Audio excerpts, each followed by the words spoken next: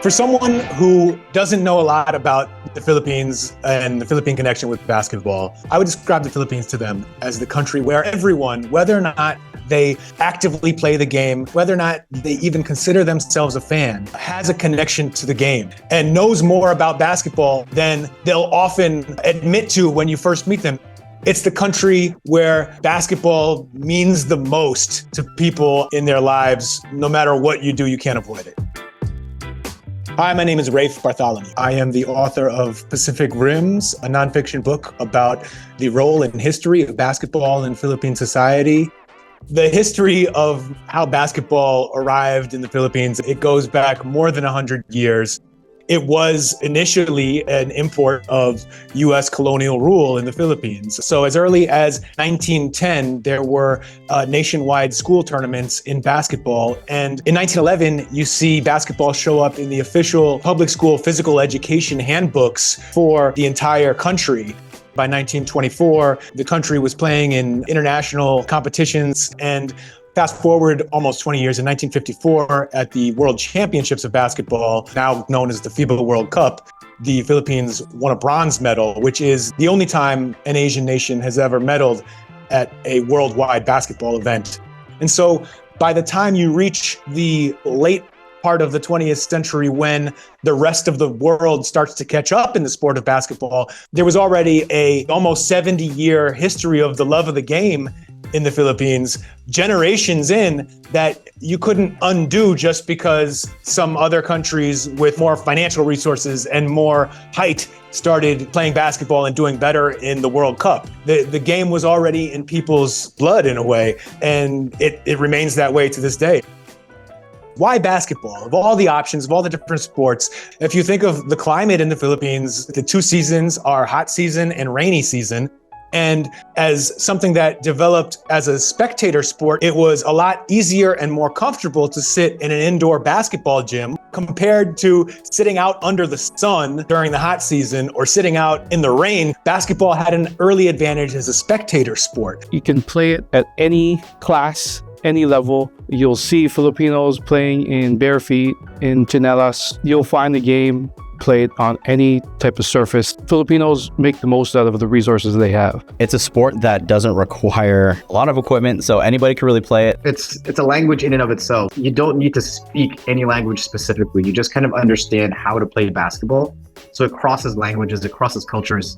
Even that, as a concept alone, is crazy to think about, that a sport can unite people. You know, you all come together cheering for the same team, even with the time difference, even if it means in the Philippines you're watching that basketball at like 8 a.m., they all share that same passion of, watching Game 7 of the finals and cheering for that same team all together. Filipinos are family-oriented by nature, so seeing basketball players from a young age, high school, college, always playing on the same teams, they know the same families. It's really a family game, and I think that kind of carried through in the Philippines, and we really love that. My first trip back to Manila, which was an Olympic qualifying tournament, I was with the team. It was the first time we had NBA athletes with us. There was like Tristan Thompson with us, and Corey was with us. We were at a very, very posh hotel in the Philippines. We're in the buffet line. I'm getting all the attention, and it got really, really awkward, where some of the guys were like, look at this guy, this Filipino guy's getting all the special service. And it got really awkward for me. And to the point where I actually had to call the chef or the manager and just kind of explain to them, like, hey, this is kind of awkward. I don't feel comfortable the way you guys are treating me.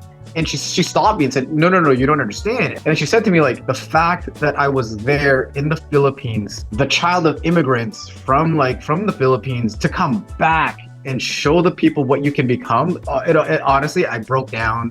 I called my mom and dad and just thanked them endlessly for everything they'd done for me, because that was the first time in my life where it connected, where the dream of an immigrant to leave for something better, and then their son who got better to come back. That kind of blew my mind, and that shook me. Then that's when I really understood the value of basketball, like the love of basketball as a people, and what it meant to my family. I think there's a lot of similarities when it comes to, the Filipino culture and the basketball culture. I think one of them is family over everything. You spend so much time with your team. Sometimes you spend more time with your team than you spend with your family, right? And so you start to create this bond where now your team becomes your family. And in the Filipino culture, family is like the most important thing, right? You do everything for your family. And if it means that you have to make some sacrifices for yourself and it means that your family's happy, you're happy to do it.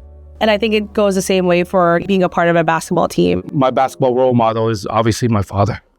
My father influenced the love of the game within myself and my brother because he loved the sport so much. He was always watching the game. He was always playing every weekend, and we were with him all the time at the gym. And he just naturally instilled that love of the game to us. My dad was an unbelievable player in the Philippines. He played up until his 60s, and he was dropping, 40, 50-point games as a 55-year-old. So he was a definite legend in itself as far as the game of basketball. My father's impact on the Filipino basketball community is huge. He and a lot of my titos and my ninongs that started the leagues, Philac and Philcan back then, they all were a huge part in providing a platform and an outlet for all of us. He wanted to create leagues and opportunities for these kids to be able to play. And then also at that time in the 90s, there wasn't many opportunities for ladies to be able to play basketball. And he was the big advocate to push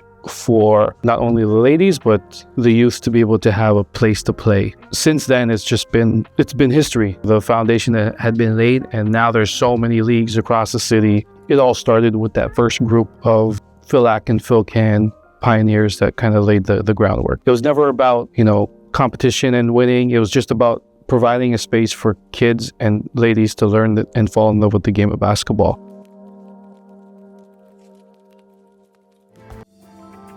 I think my parents are the ones that really, helped inspire me to fall in love with the game of basketball. Again, having them move here as immigrants to Canada and seeing how basketball just welcomed them with open arms and, the Raptors just welcomed them as fans was really special. I think growing up as a kid and to see my parents fall in love with the sport made me fall in love with the sport, and it just ended up becoming something that we all bonded together by watching these games. My oldest son wasn't a huge basketball fan, and so when me and my wife would watch it back in the day, he wouldn't really watch it with us. But as of the last 4 or 5 years, he's grown to like it a lot because he sees us watching it and that he gets interested. Now he's fully invested, and so we made him a fan. And now my youngest ones see us watching and going crazy when we watch the games, and they're becoming fans too. When we watch the game together, it just feels special. I remember some moments, even in the playoffs, some heartbreak, but a lot of fun cheering on and kind of being around my family together with amazing food. The house is filled with a lot of loud titas and titos and a lot of kids running around, and it's a lot of that. Philippine basketball is on a real roll right now. Last year, 2023, the country hosted the FIBA World Championship. It was the first time that tournament had been there since 1978. The event as a whole was viewed as an enormous success. When we first landed from Indonesia, landing in Manila, the atmosphere alone was breathtaking and inspiring, and again, really personally emotional. Maybe I'm really sensitive, but I started shedding a tear because I get off the plane and we're greeted with this traditional lei that they kind of laid over every athlete. And they were all kind of looking at this is beautiful and amazing, and the sense of pride I felt these are my people. And just watching the people just look in awe at these athletes, knowing that I'm part of this team, and then being able to speak the language, and they were all in shock. This guy speaks Tagalog, what the heck? And being able to communicate and converse and share the experience with the people that are helping out. The only thing close to it was the birth of my child, and that's pretty high up there. And being able to be in the position that I was in, it's like a homecoming. Basketball is the number one sport in the Philippines. For us to see the actual best basketball players in the world right in the heart of Manila is pretty exciting for me as a Filipino, and also for all my family back home. Not everyone gets a chance to see Dennis Schroeder play right in front of them, right? They mostly will see him play on TV, on a screen. And so to see him play live, I think was really special. And then I think also it gives Filipinos a chance to say to themselves, I could also one day be playing here for my hometown, but on a world stage. It kind of gives Filipinos that motivation that if these players can do it and they're coming here, traveling to the Philippines to play this sport, I can travel anywhere as well and play this sport. I feel like, spoiler alert, there's probably going to be a Filipino-Canadian player on the NBA real soon. We have a lot of amazing players that are already playing now that are Filipino, but I know that at some point soon, there'll be a Canadian-Filipino gracing college to the pros, to the NBA. I think just having a big tournament in the Philippines and across Asia as well really just strengthens the love of basketball in the Philippines and shows them, again, for the kids over there who are dealing with a lot more than we are, that there's a path forward. There's things you can aspire to, whether it's on court, off the court. Tons of things happening around the league, like the Filipino Heritage Nights across all teams that are hosting that kind of stuff. Little things like that just really help plant more seeds in the next generation. There are so many opportunities for Filipinos to be involved in basketball, even if it means that you're not on the court. There are several organizations who are reaching out to Filipino Canadians and Filipino Americans globally to come back and represent our country as a group and as a whole. And I hope we go in that direction, especially now that we've got athletes who are in the NBA who have Filipino heritage, like Jordan Clarkson and Jalen Green. And we've got other kids coming up. And I feel like the next generation, that's just really opened up the doors for Filipino kids to know that they can make it to the league, regardless of means and resources, that they can make it into the NBA. The golden era of Filipinos in basketball is coming. And I'm excited, and hopefully I get a chance to be part of it.